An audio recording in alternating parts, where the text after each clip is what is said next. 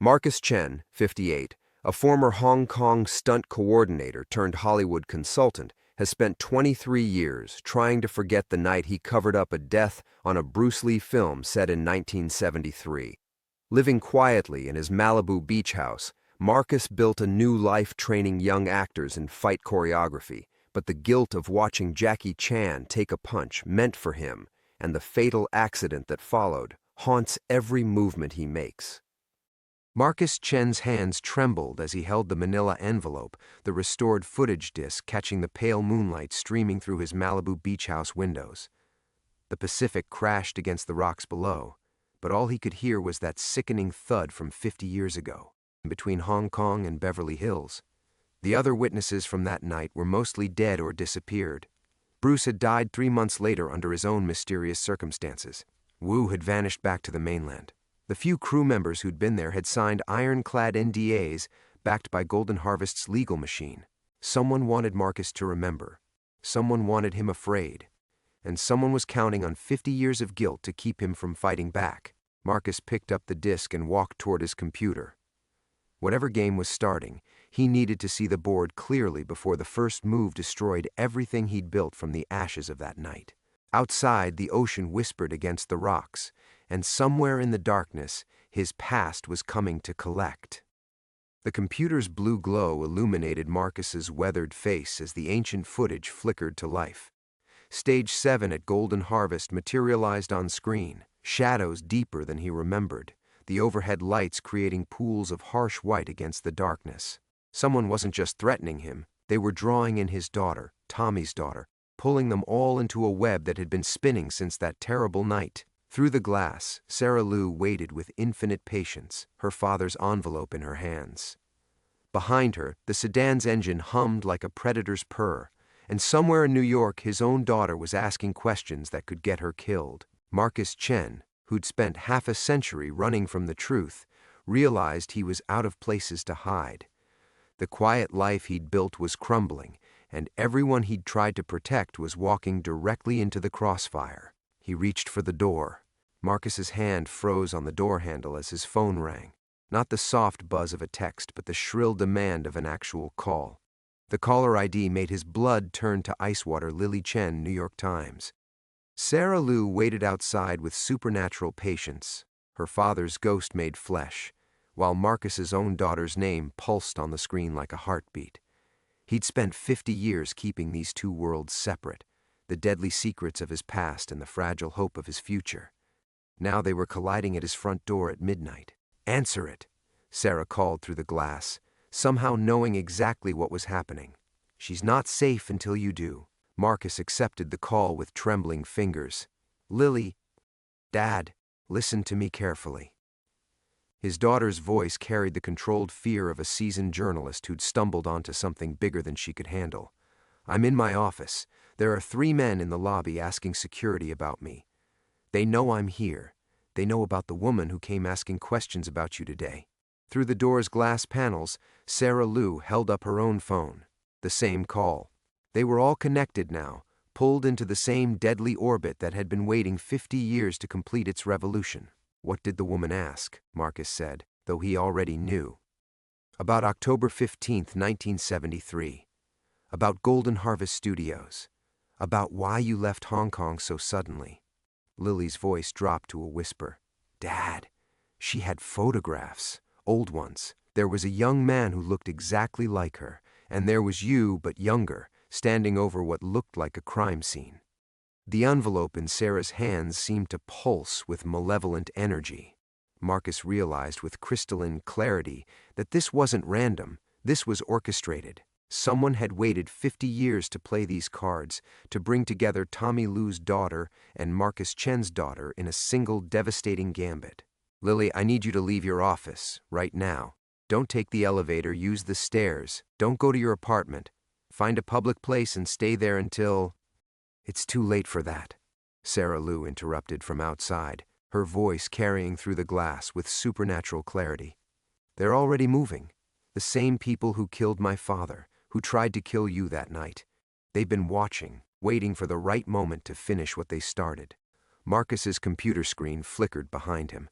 the paused footage of Tommy Lou reaching for his envelope casting eerie shadows across the room. On the phone, he could hear Lily's sharp intake of breath. "Dad, the elevator's coming up. They're not waiting for security anymore." The pieces clicked into place with mechanical precision. The restored footage, Sarah's perfectly timed arrival, the coordinated approach to both daughters. This wasn't exposure, it was elimination. Someone was using the truth as bait, drawing all the witnesses and their children into one final conclusive silence. "The envelope," Marcus said to Sarah through the glass. "That's not evidence. That's the kill order." Sarah's composed facade cracked for the first time. She looked down at the manila envelope in her hands as if it had become a venomous snake. "My mother said it contained proof of who murdered him. She said if anything happened to her, I should bring it to you." "When did your mother die?" 3 weeks ago. Heart attack, they said. Sudden and unexpected. Sarah's voice carried the hollow ring of dawning realization. But she was healthy. She was terrified about something, kept saying they'd found her after all these years. Through the phone, Marcus heard Lily's voice. "Dad, they're at my floor. I can hear them in the hallway. What do I do?" Marcus made the calculation with the cold precision that had kept him alive through 5 decades of guilt and paranoia. 3 men closing on Lily in New York. Sarah Lou standing at his door with a target on her back. The black sedan idling in his driveway. And somewhere in Hong Kong or Beverly Hills, Raymond Hui pulling strings he'd been positioning since 1973. The quiet life was over. The careful distance he'd maintained from his daughter, the protective silence he'd wrapped around the truth, all of it had marked for death since the night Tommy Lou reached for that envelope and whispered Raymond Hui with his dying breath. Marcus disengaged the locks and threw open the door. Sarah Lou stood on his threshold holding 50 years of secrets, while 3,000 miles away, his daughter faced the same forces that had turned that October night into a graveyard. The past had finally caught up with him, and this time there would be nowhere left to run. "Get inside," Marcus said to Sarah, scanning the darkness behind her. "We have 17 minutes before they realize we're working together instead of dying separately." The equilibrium was shattered. The reckoning had begun. Sarah Lou crossed the threshold like a woman walking into her own execution, and Marcus realized too late that letting her inside might have doomed them both. The black sedan's engine continued its predatory idle in his driveway, while Lily's panicked breathing crackled through his phone speaker. "The fire stairs," Marcus told his daughter, his voice steady despite the chaos fragmenting around him. "23rd floor to the parking garage. Don't stop. Don't look back. Dad, what's happening? Who are these people?" Marcus wanted to lie, to tell her it was a misunderstanding, that she should go home and forget this night ever happened. The same protective instincts that had driven him to silence 50 years ago clawed at his throat.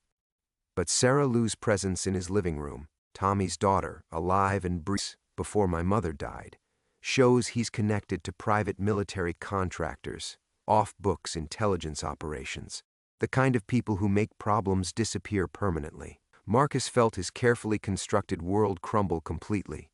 The quiet consultant's life, the peaceful Malibu existence, the protective distance from dangerous truths. All of it had been illusion. He'd been living in a cage he'd mistaken for freedom. "Then we stop running," Marcus said, surprising himself with the steadiness in his voice. 50 years of hiding, and we're exactly where we started.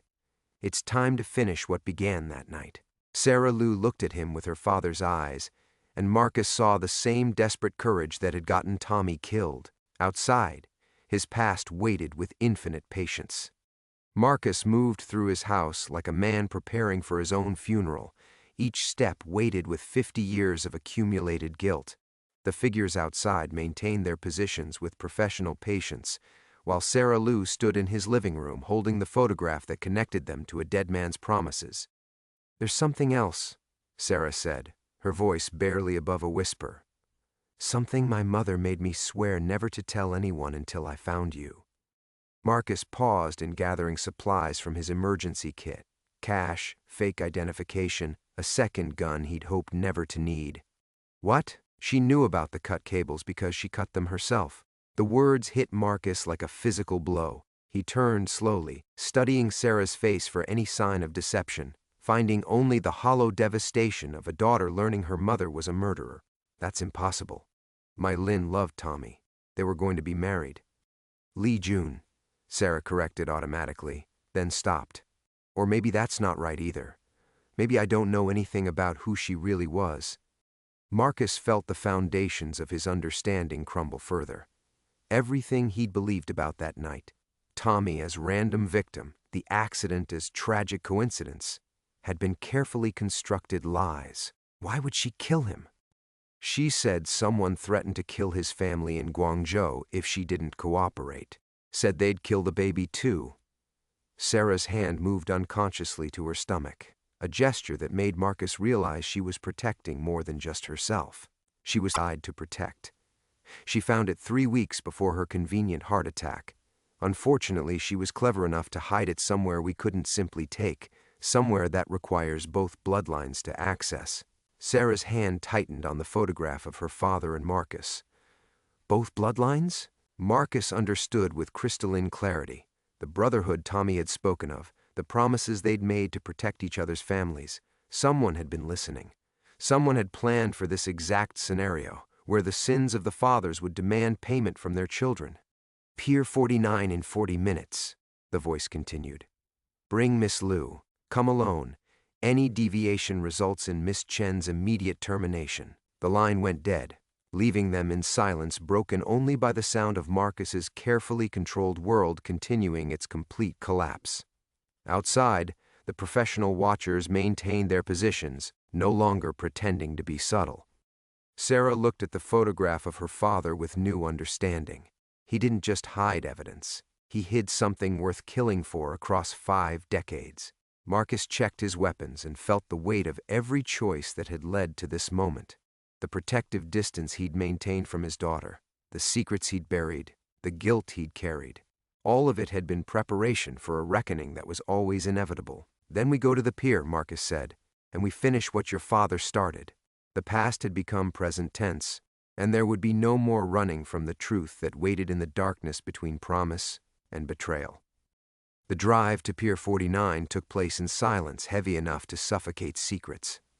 Marcus's hands gripped the steering wheel with the steadiness of a man who'd finally stopped running from his own life, while Sarah sat rigid in the passenger seat, one hand pressed protectively over her stomach, the other clutching the photograph that had redefined everything they thought they knew about love and betrayal. Marcus had insisted on taking his own car, knowing the black sedan would follow at a careful distance. What he hadn't expected was the way the familiar route along the Pacific Coast Highway would feel like a funeral procession, each mile marker counting down to revelations that would either free them or bury them, alongside Tommy Liu's 50-year-old corpse. She never talked about him except to tell me stories, Sarah said suddenly, her voice cutting through the engine's steady hum. My mother. Lee Jun, Mei Lin, whoever she really was. Always about his kindness, his dreams of making it in film. Never about the night he died. Marcus kept his eyes on the road, but his mind was racing through calculations that went beyond simple logistics. The pier was isolated, perfect for executions disguised as accidents, but it was also where honest fishermen worked through the night, where homeless camps clustered in the shadows between legitimate commerce and invisible desperation. Witnesses, if they knew how to use them. What did she tell you about me? Marcus asked. That you were his brother in everything but blood. That you'd promised to look after his family if anything happened to him. Sarah's laugh held bitter understanding. She spent 30 years making me believe you'd abandoned us, that you'd run to Hollywood and forgotten your promises. I hated you before I ever met you. The manipulation was breathtaking in its completeness. Someone had spent decades positioning Sarah Liu to be Marcus's enemy, ensuring that if they ever found each other, it would be in anger and mistrust rather than alliance. Only the immediate threat to their daughters had forced them past the carefully constructed hatred. Marcus's phone buzzed with a text from an unknown number. Your daughter sends her regards. She's quite resourceful. Also quite breakable. Attached was a photograph that made Marcus's blood freeze. Lily bound to a chair in what looked like a warehouse, her face defiant despite the obvious fear in her eyes. But something in her posture, in the way she held her hands, triggered recognition. She was using the sign language they'd practiced when she was young, back when paranoia had seemed like prudent preparation rather than psychological damage. Not real. Composite. Keep driving. Marcus almost smiled despite the circumstances. His daughter had inherited more than just his stubborn streak. She'd absorbed decades of survival instincts. The photograph was sophisticated but rushed, probably assembled from social media images and stock backgrounds. Lily was still free, still thinking, still fighting. "They don't have her," he told Sarah, showing her the image and the hidden message. "This is psychological warfare. They're trying to make us desperate." Sarah studied the photograph with professional intent. Whoever assembled this is skilled but working fast. She looked up at Marcus with something approaching hope. If they're resorting to fake evidence, maybe they're not as powerful as they want us to believe. But Marcus knew better than to underestimate opponents who'd spent 50 years planning this convergence. The fake photograph wasn't desperation, it was confidence. They didn't need to actually hold Lily to control Marcus's behavior because they knew he couldn't risk being wrong about her safety. The pier emerged from the coastal fog like a skeletal finger pointing into dark water. Marcus counted the vehicles in the parking area. 3 legitimate fishing boats loading gear, 1 homeless encampment gathered around a trash barrel fire, 2 black sedans positioned to control the access road. Professional but not overwhelming. They wanted this to look like an accident, which meant they needed to maintain the illusion of normalcy. "Whatever happens," Marcus said, parking his car where the headlights would illuminate the pier's main walkway, "remember that your mother spent 30 years protecting something worth killing for. That means it's also worth living for." Sarah checked the small recording device she'd hidden in her jacket pocket. "If we don't survive this, maybe someone will find the truth eventually." Marcus stepped out into the salt, heavy air and felt the weight of every choice that had brought him to this moment. The protective distance he'd maintained from dangerous truths, the careful neutrality he'd practiced in Hollywood, the guilt he'd carried like armor against further involvement, all of it had been preparation for this reckoning. A figure emerged from the shadows between the pier's weathered pilings. Tall, professionally dressed despite the maritime setting, moving with the confidence of someone who'd never doubted they held all the important cards. "Marcus Chen," the man called out, his voice carrying the same neutral modulation from the phone calls. "Thank you for being punctual. And Miss Liu, thank you for bringing what we need." Marcus felt Sarah tense beside him as they walked toward 50 years of accumulated lies. The past was about to become present tense. The man waiting for them at the pier's end wore expensive shoes completely inappropriate for weathered planking, and Marcus recognized the calculated arrogance of someone who'd never been forced to run for his life. Behind him, 2 more figures materialized from the shadows, younger, broader, carrying themselves with the loose readiness of professionals who enjoyed their work. "You're not Raymond Hui," Marcus said, stopping 20 feet away from the trap he was walking into anyway. "Mr. Hui has been dead for 37 years, the man replied, his voice carrying the same neutral authority that had dominated their phone conversations. "Lung cancer, quite peaceful. I'm afraid the boogeyman you've been running from died while you were learning to blend martinis for studio executives." Sarah's intake of breath was sharp enough to cut the salt air. "Then who's been orchestrating this?" The man smiled with the satisfaction of someone revealing a magic trick's final secret. "The same organization that's been ensuring Hong Kong cinema's cooperation with certain geopolitical interests since 1962. Mr. Hui was middle management, useful for a time, then expendable when his usefulness expired." Marcus felt the scope of the conspiracy expand beyond personal vendetta into something that made his survival instincts scream warnings. Not just revenge, not even just murder. This was about power structures that existed in the spaces between legitimate governments and honest criminal enterprises. Tommy found out, Marcus realized. That's what he stole. Not money, not film footage. Not money, not film footage. Intelligence. Location reports on every American military advisor who visited Hong Kong under cultural exchange programs between 1960 and 1973, the man confirmed. Names, faces, handlers, operational priorities. Your friend photographed documents that could have unraveled 2 decades of carefully constructed networks. Sarah stepped closer to Marcus, and he could feel her trembling with the weight of understanding her father's true legacy. He was never trying to make it in movies. He was gathering intelligence. Oh, he very much wanted to succeed in cinema. That made him perfect for our purposes. The desperate ambition, the access to foreign productions, the willingness to take risks for advancement. We simply encouraged his natural inclinations in directions that served our needs. Marcus's hand moved instinctively toward the gun concealed beneath his jacket, but stopped when he noticed how the 2 enforcers had positioned themselves to control both escape routes and angles of fire. Professional spacing, overlapping coverage, no movement that wouldn't result in immediate retaliation. "The cables," Marcus said. Mei Lin cutting the safety cables. "You made her do it because Tommy was going to disappear with your stolen intelligence." Li Jun was remarkably easy to manipulate once we demonstrated our reach into mainland China. Amazing what a pregnant woman will do to protect her lover's family from re-education through labor. The man's tone carried no more emotion than if he were discussing weather patterns. Unfortunately, Mr. Liu proved more resourceful in his final moments than we anticipated. 17 minutes to hide 50 years of consequences. Sarah's voice was barely controlled fury. She spent 30 years looking for what he hid because she knew you'd eventually come for her daughter. She found it 3 weeks ago. Quite clever, actually. A safe deposit box that required biometric confirmation from both her daughter and Tommy's sworn brother to access. Mr. Liu's final act of trust, ensuring that his secrets could only be retrieved by people who might actually care about justice rather than profit. Marcus understood the trap's final dimension. They weren't here to exchange prisoners or negotiate terms. They were here to open a safe deposit box that would either expose decades of state-sanctioned murder or bury the truth permanently alongside everyone who touched it. "Where's my daughter?" Marcus demanded. "Miss Chen is currently demonstrating her father's talent for evasion. We have people watching her apartment, her workplace, her favorite coffee shops.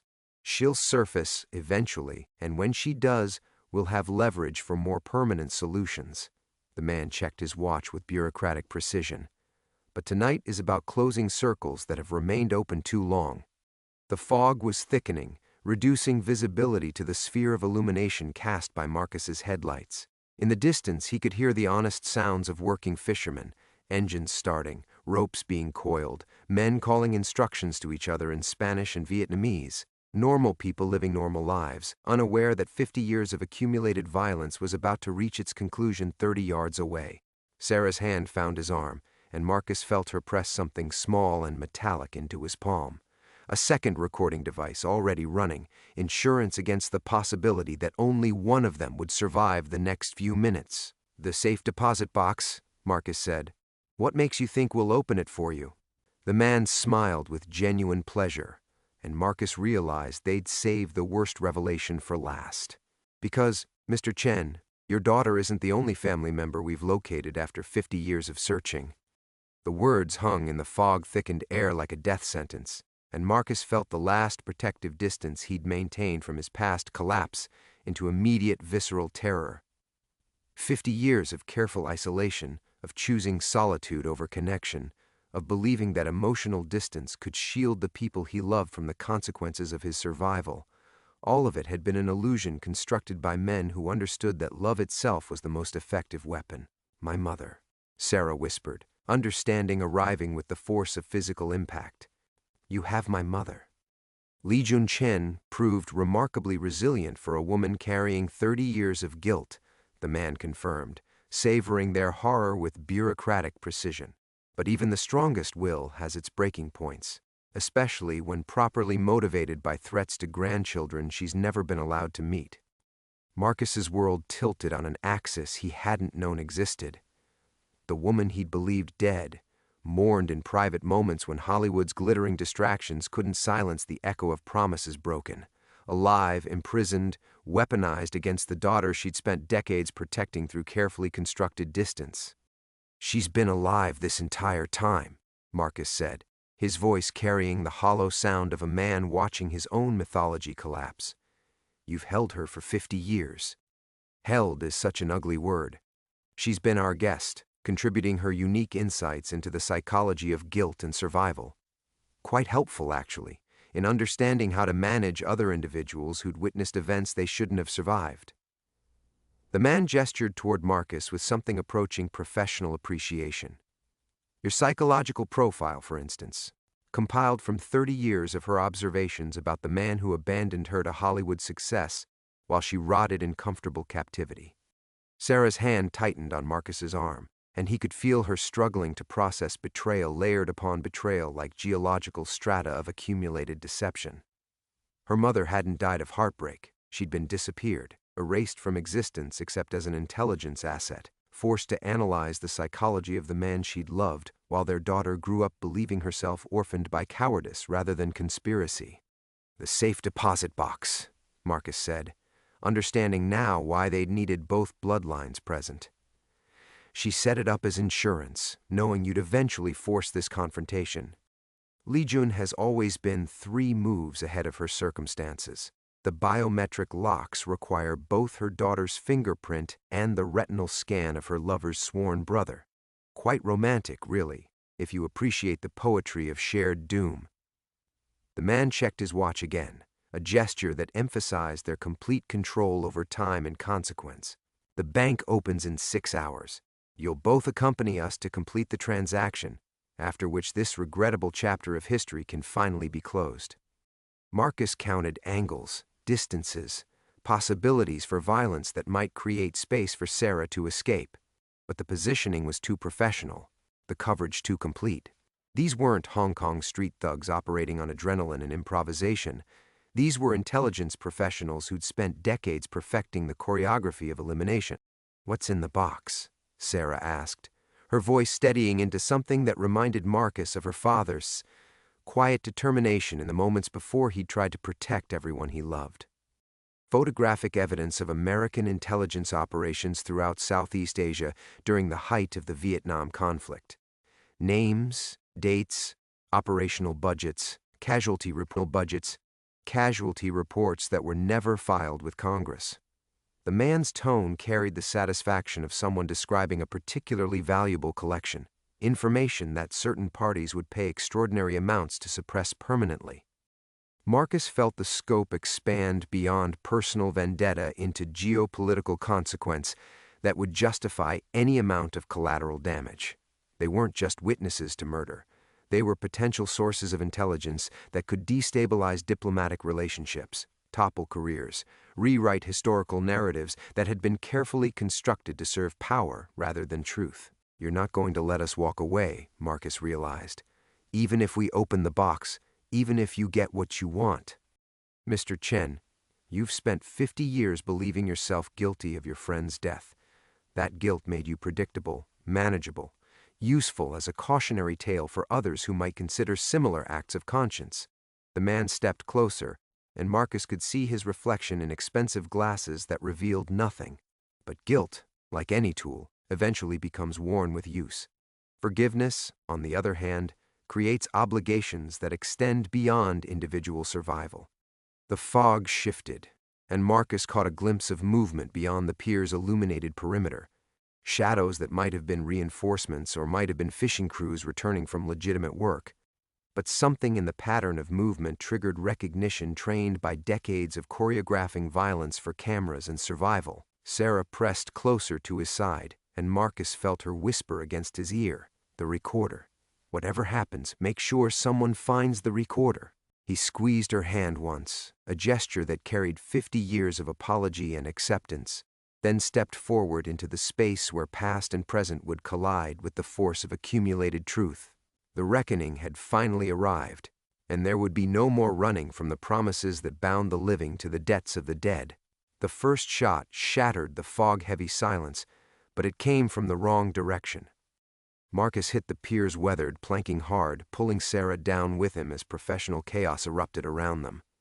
The shadows he'd glimpsed beyond the illuminated perimeter materialized into moving figures, not reinforcements for their captors, but something else entirely.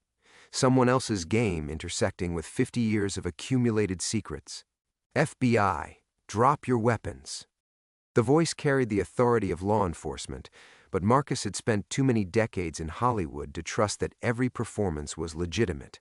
He pressed himself against the pier's railing, using the thick wooden posts as cover, while gunfire cracked through the salt air like violent punctuation. Sarah crawled toward him across the damp planks, her face pale but determined. "The recorder," she whispered, pressing the device into his hands. "Whatever this is, we need proof of what they told us." The man in expensive shoes was shouting orders in what sounded like Mandarin, his bureaucratic composure finally cracking under the pressure of variables he hadn't anticipated. One of his enforcers lay motionless beside an overturned crab pot, dark blood pooling beneath his head. The other had taken cover behind a fishing boat, returning fire with professional accuracy that suggested this wasn't his first armed confrontation with federal agents. Marcus counted muzzle flashes, trying to determine how many players had entered this deadly equation. At least 6 federal agents, moving with coordinated precision through the maze of pier equipment and moored boats. But something in their positioning felt wrong, too aggressive for a capture operation, too final for an arrest. "They're not here to take prisoners," Marcus realized, his voice barely audible above the gunfire. A figure emerged from the fog behind them, weapon drawn but not aimed. Female Asian American wearing a windbreaker with bold yellow letters across the back, FBI. Marcus recognized her face from Sarah's research, Agent Jennifer Wu, the federal investigator who'd been asking questions about Hong Kong cinema connections to intelligence operations. "Mr. Chen, Miss Liu," she called out, keeping low as bullets whined through the air above their heads. "We've been tracking this organization for 18 months. If you want to live through the next 10 minutes, follow me." Marcus hesitated, trained by 50 years of survival to trust no authority that appeared at convenient moments. But Sarah was already moving toward the agent, and he realized that their choices had narrowed to a single option: trust the devil they didn't know over the one that had just promised their deaths. They scrambled across the pier's slick surface, using parked vehicles and stacked equipment as cover. Behind them, Marcus could hear the man in expensive shoes screaming into a radio, probably calling for extraction or reinforcement. The careful choreography of intimidation had collapsed into desperate improvisation. Agent Wu led them toward the pier's access road, where 3 black SUVs waited with engines running. "We've been monitoring their communications since your daughter contacted our Hong Kong office," she explained, helping Sarah into the nearest vehicle. Smart girl. She figured out that the only way to protect you was to make this conspiracy too public to contain quietly. Marcus paused at the SUV's door, where muzzle flashes still lit the fog like deadly fireworks. "Li Junchen," he said. "Tommy's wife. They said they've held her for 50 years. Secured 3 hours ago from a private facility in Macau," Agent Wu confirmed. "She's the one who provided the intelligence that made tonight possible. 50 years of observations about organizational structure, operational methods, personnel rotations. She's been planning this moment for most of your adult life." The revelation hit Marcus with the force of delayed grief. While he'd been building his careful life of emotional distance, Li Jun had been constructing an elaborate trap, sacrificing decades of freedom to ensure that the truth would eventually surface, with enough supporting evidence to be believed rather than buried. Sarah gripped his hand as the SUV accelerated away from the pier. "My father's work," she said. "The intelligence he stole. What happens to it now?" Agent Wu glanced at them through the rearview mirror. "That depends on what's actually in the safe deposit box. If it's what we think it is, a lot of very powerful people are going to spend the rest of their lives explaining their actions to congressional committees." Marcus settled back against the leather seat, feeling the weight of 50 years of carried guilt begin to shift into something else. Not absolution. The young stuntman was still dead. The choices that led to that moment still carried moral weight, but understanding. The story he'd believed about that night, about Tommy's death, about his own cowardice and Li Jun's abandonment, had been carefully constructed lies designed to keep him isolated and controllable. Through the SUV's rear window, he could see the pier shrinking into coastal darkness. Somewhere in that fog, Men who'd spent decades manipulating truth were discovering what happened when the carefully constructed narratives finally collided with consequences they couldn't manage. The reckoning wasn't finished, but for the first time in 50 years, Marcus Chen wasn't running from it alone.